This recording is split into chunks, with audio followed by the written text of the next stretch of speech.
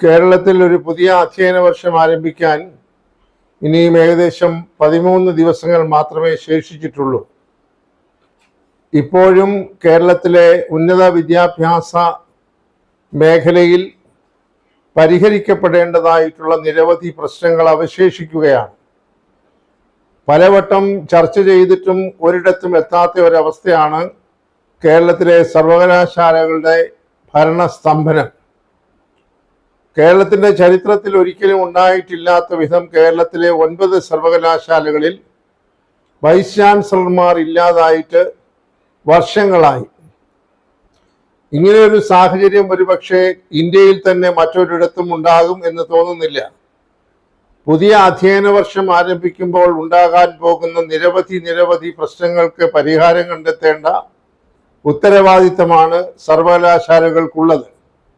ആ ഉത്തരവാദിത്വം നിറവേറ്റുന്നതിനായി അധികാരമുള്ള വൈസ് ചാൻസലർമാർ സർവകലാശാലകളുടെ തലപ്പത്തില്ല എന്നുണ്ടെങ്കിൽ അത് സൃഷ്ടിക്കുന്ന പ്രതിസന്ധികൾ വിവരിക്കുന്നതിനപ്പുറമായിരിക്കും എന്ന് വിദ്യാഭ്യാസ രംഗത്ത് പ്രവർത്തിക്കുന്നവർക്കെല്ലാം അറിയാം. ഇതിൻ്റെ ദുരന്തം അനുഭവിക്കേണ്ടി വരുന്നത് നിസ്സഹായരായിട്ടുള്ള ലക്ഷക്കണക്കിന് വിദ്യാർത്ഥികളും അവരുടെ രക്ഷിതാക്കളും ആണ് എന്ന ഒരു സത്യം നാം തിരിച്ചറിയേണ്ടതായിട്ടുണ്ട്. എന്താണ് യഥാർത്ഥത്തിൽ കേരളത്തിലെ സർവകലാശാലകൾക്ക് സംഭവിച്ചുകൊണ്ടിരിക്കുന്നത്? കേരളത്തിലെ സർവകലാശാലകൾ മുൻകാലങ്ങളിലൊക്കെ പ്രവർത്തിച്ചത് വ്യവസ്ഥാപിതമായ മാർഗങ്ങളിലൂടെ നിലവിലിരിക്കുന്ന ചട്ടങ്ങൾ അനുസരിച്ച് UGCയുടെ മാർഗനിർദ്ദേശങ്ങൾ അനുസരിച്ചും അതാത് സർവകലാശാലകളുടെ നിയമങ്ങൾ അനുസരിച്ചും കാലാകാലങ്ങളിൽ വൈസ് ചാൻസലർമാരെ നിയമിച്ചുകൊണ്ടാണ് ഈ സർവകലാശാലകളൊക്കെയും പ്രവർത്തിച്ചുകൊണ്ടിരുന്നത്. എന്നാൽ ഈ രണ്ടാം പിണറായി സർക്കാർ അധികാരത്തിൽ വന്നതിന് ശേഷം സർവകലാശാലയുടെ ഭരണത്തിൽ ബോധപൂർവം ഇടപെടാൻ സർക്കാർ ശ്രമിച്ചതുകൊണ്ടാണ് ഈ പ്രതിസന്ധി ഉണ്ടായിരിക്കുന്നത്. സർവകലാശാലകളെ സംബന്ധിച്ചിടത്തോളം അതിൻ്റെ അടിസ്ഥാന സ്വഭാവം എന്ന് പറയുന്നത് അതിൻ്റെ സ്വയംഭരണ അവകാശമാണ്. ആ അവകാശത്തിൽ ഒരു സർക്കാരിനും ഇടപെടാൻ UGCയോ അല്ലെങ്കിൽ മറ്റ് നിയമങ്ങളോ അനുവദിക്കുന്നില്ല.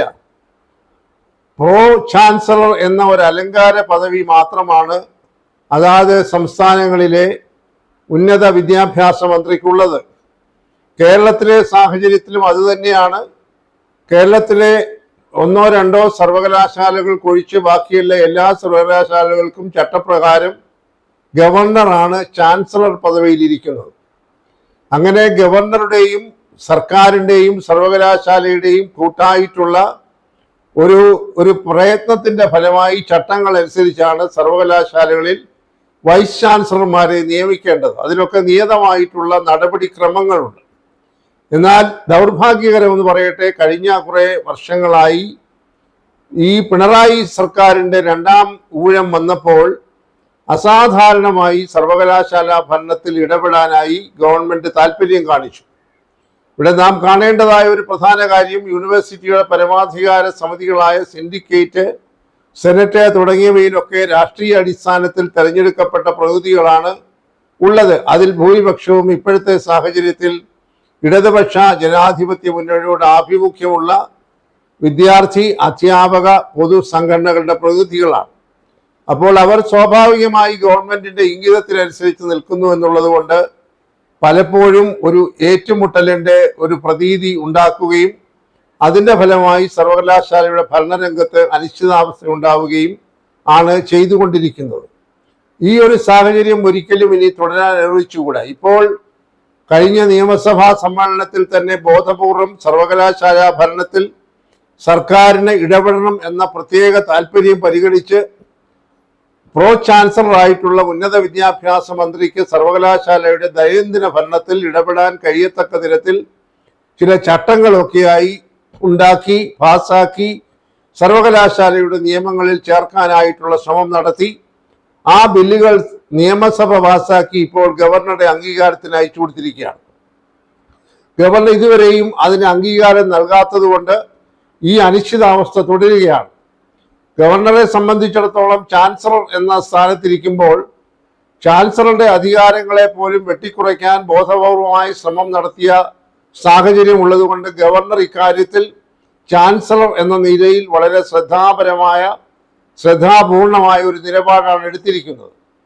അപ്പോൾ ഉന്നത വിദ്യാഭ്യാസ മന്ത്രിക്ക് അല്ലെങ്കിൽ ഗവൺമെന്റിന്റെ സർവകലാശാലയുടെ സ്വയംഭരണാവകാശത്തിൽ ഇടപെട്ട് പ്രതിസന്ധി ഉണ്ടാക്കുന്നത് ശരിയല്ല, അത് അക്കാദമികമായ നിലവാരത്തിന് യോജിച്ചതല്ല എന്നുള്ള നിലപാടാണ് പൊതുവെ പൊതുസമൂഹവും അതുപോലെ തന്നെ വിദ്യാഭ്യാസ വിചക്ഷണന്മാരും സ്വീകരിച്ചിരിക്കുന്നത്.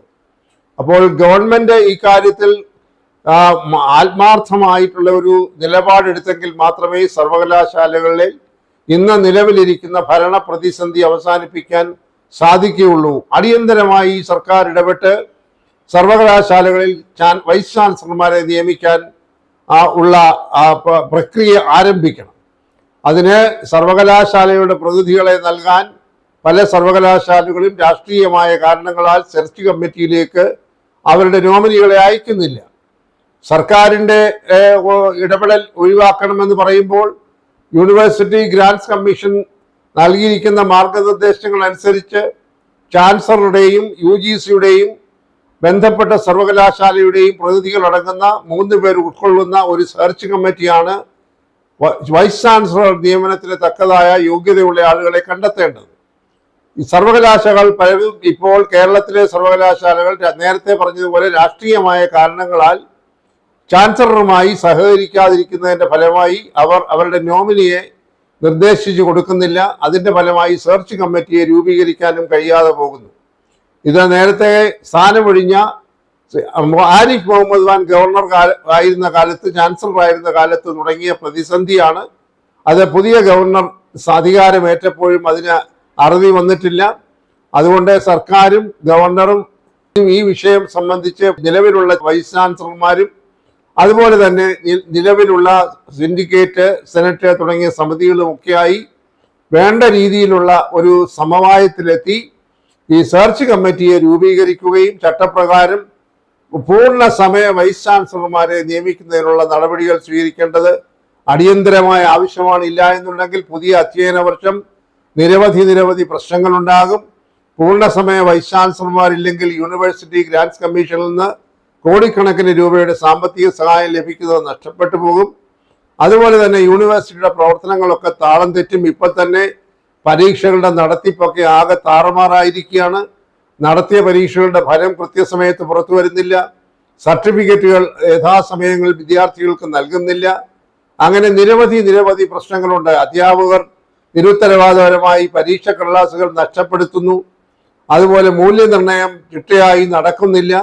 അങ്ങനെ നിരവധി പ്രശ്നങ്ങൾ കൊണ്ട് സങ്കീർണമായിരിക്കുന്ന കേരളത്തിലെ ഉന്നത വിദ്യാഭ്യാസ രംഗം പുതിയ അധ്യയന വർഷമെങ്കിലും സുഗമമായി മുന്നോട്ട് പോകണമെന്നുണ്ടെങ്കിൽ സർക്കാരും ചാൻസലർ സ്ഥാനത്തിരിക്കുന്ന ഗവർണറും ബന്ധപ്പെട്ട സർവകലാശാലകളുടെ സമിതികളും നേരത്തെ സൂചിപ്പിച്ചതുപോലെ കൂട്ടായി പ്രവർത്തിച്ച് പ്രശ്നത്തിന് പരിഹാരമുണ്ടാക്കുകയും ലക്ഷക്കണക്കിന് വിദ്യാർത്ഥികളുടെ ഭാവി, അവരുടെ രക്ഷിതാക്കളുടെ ആശങ്കയൊക്കെ ഒരു തരത്തിൽ അവസാനിപ്പിക്കുന്നതിനും വിദ്യാർത്ഥികളുടെ ഭാവി സുരക്ഷിതമാക്കുന്നതിനും പാഠ്യക്രമം, പരീക്ഷാ സമ്പ്രദായം, മൂല്യനിർണ്ണയം, സർട്ടിഫിക്കറ്റുകൾ ഇതെല്ലാം ചിട്ടയായി നടക്കത്തക്ക രീതിയിലുള്ള സംവിധാനം ഉണ്ടാക്കുകയും വേണ്ടത് അനിവാര്യമാണ്.